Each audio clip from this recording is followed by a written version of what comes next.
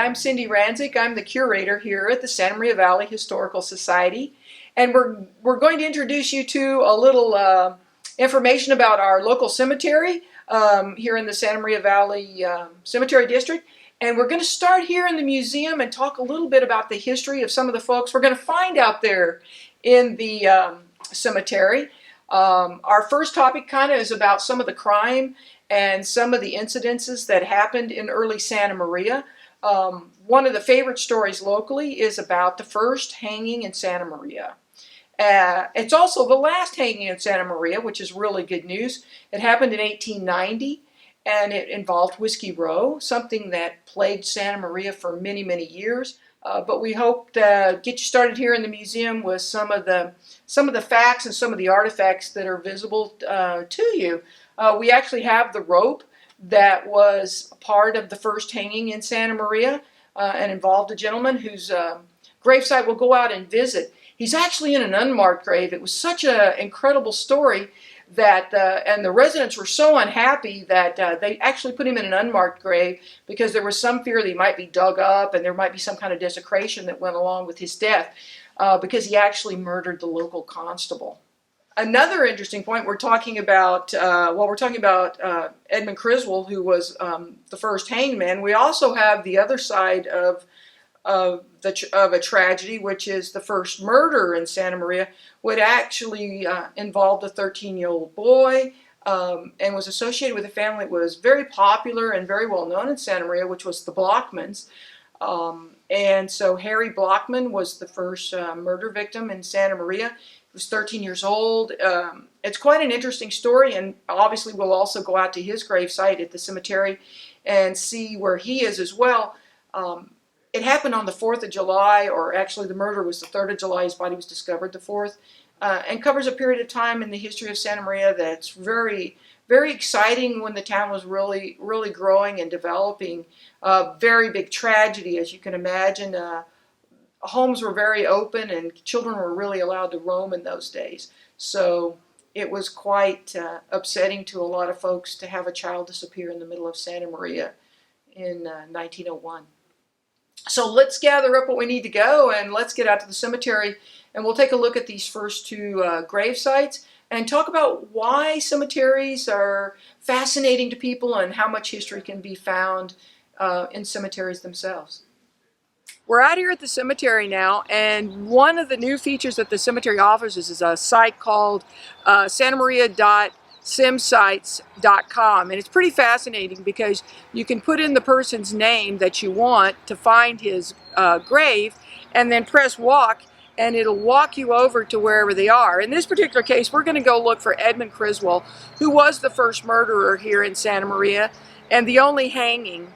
And so what we're thinking is that since it's an unmarked grave, this would be a great time to use this particular kind of feature here at the cemetery. Okay, so we're located here about section 83, which is where Edmund Criswell is supposed to be located. It's kind of fascinating. The app kind of put us more towards the front, but we know that kind of more of a depressed area in this general place is probably where his actual unmarked grave is. Edmund Criswell's an interesting character. He's also a Civil War veteran, but we think he might have been a deserter. Some of the records are a bit hard to discern, so we don't want to make him too much of a scourge, considering he is the first man to be hanged in Santa Maria. He's also the only man who was hung in Santa Maria. He was a saloon owner. He owned the 76th Saloon. In the years before he was a saloon owner, he was a paper hanger, which means basically he did a lot of plastering and wallpaper type work in the community. So he had a couple of different jobs that he did before he got to the saloon. But whatever he was really kind of an irascible character. Very difficult personality, if you will. Very argumentative. In his saloon, he had a blackboard, and he liked to write scurrilous statements about different townspeople, usually townspeople of some standing. And that's kind of what got him at odds with Doc Southard, the constable, who came into town to put a stop to all of that writing.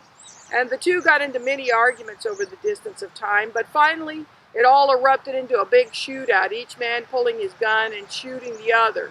Now, they both were seriously wounded. However, unfortunately for Criswell, Doc Souther died almost instantly, certainly within the first few hours from the wound that he received.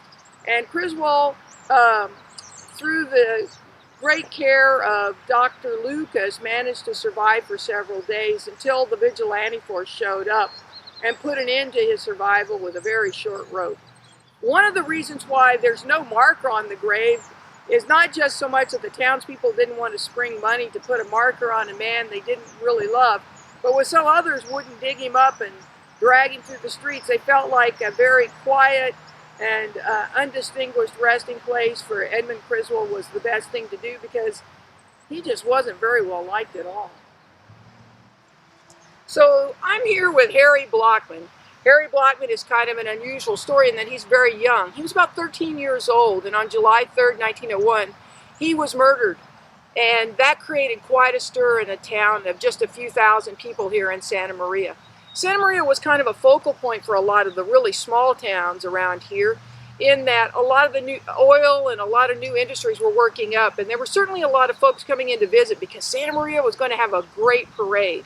And Santa Maria has always been known for its great parades, and the 4th of July parade that was coming up the next day was going to be pretty fantastic. The Blockmans owned the location at 801 Broadway, which everyone now knows that's where the Santa Maria Inn is. But before the Santa Maria Inn, it was the home of the Blockmans. And so it was really poised in the perfect place for everyone to see the parade. So all of Harry's friends were coming. But on the night of July 3rd, something went wrong. Harry had gone off to play, and he never returned home. So his family and friends were frantically searching for him on the morning of the 4th of July. And it would be another day or two before his body would actually turn up. But this is his final resting place here. His parents joined him a few years later. So this did become kind of a family plot. But Harry's murder was never really solved. There was a confession later on, a deathbed confession of a criminal who claimed to have done it, but there was never really any definitive information for his parents to know what really happened to little Harry. But it was a very brutal and terrible murder, and it really upset the community tremendously. And it was the first time I think people really thought much about child murder.